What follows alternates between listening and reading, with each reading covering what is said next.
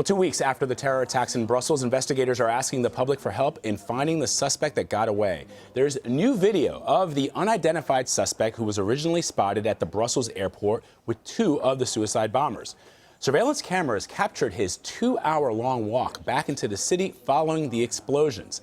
CBS News' Elaine Cobbe is in Paris. She's on the phone, joins us now to talk about this. Elaine, this video that the police released is remarkable. What are they hoping to get, the officials, by releasing these videos?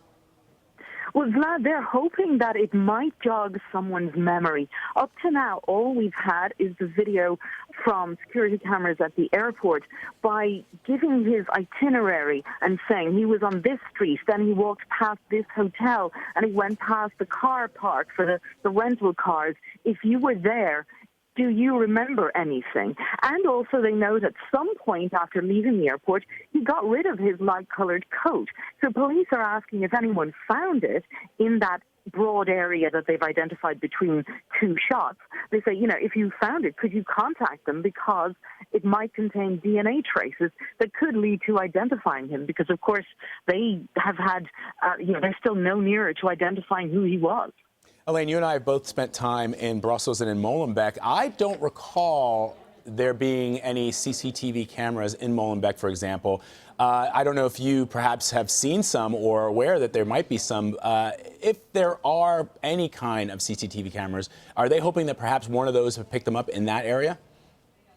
Well, in fact, they have quite a few traffic cameras, and that's where he's been picked up for the most part. If you look at them, he's crossing the street, he's walking along a street near a crossroads, and that's where they got most of them, as well as a bit of hotel footage. But you're right, there aren't many CCTVs in general, and they do lose track of him at a certain point. Now, crucially, he was spotted along the way in Schaerbeek, and that's the neighborhood where investigators found the hideout they believe is used by the airport bombers, and where they found explosives and bomb-making equipment.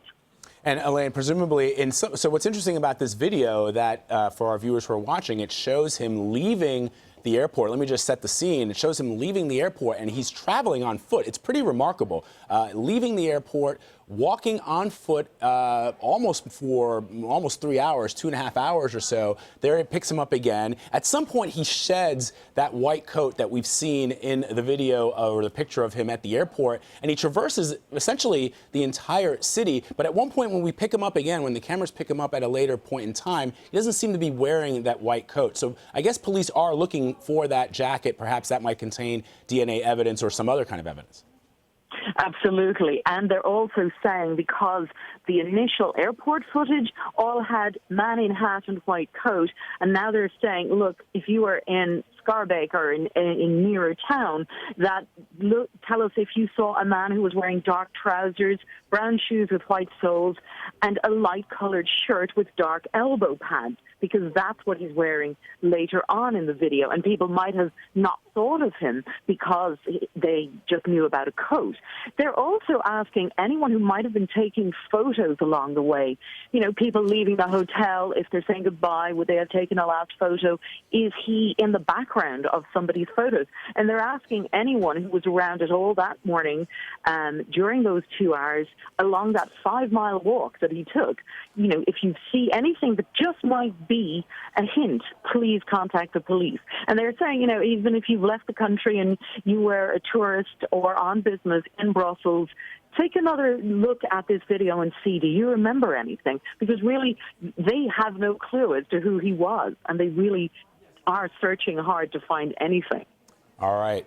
Elaine Cobbe reporting for us in Paris. Elaine, thanks so much.